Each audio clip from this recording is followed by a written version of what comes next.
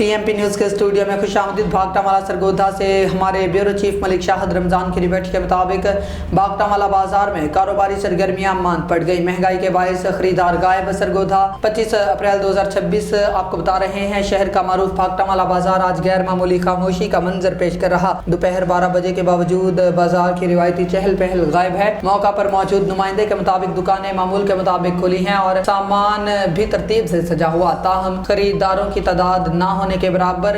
दुकानदार खाली राहदारियों में मुंतजिर निगाहों से गुजरते चंद अफराद को देख रहे हैं। मकामी ताजरों का कहना है कि बढ़ती हुई महंगाई और अवाम की कम होती कुव्वत खरीद इस वीरानी की सबसे बड़ी वजह है।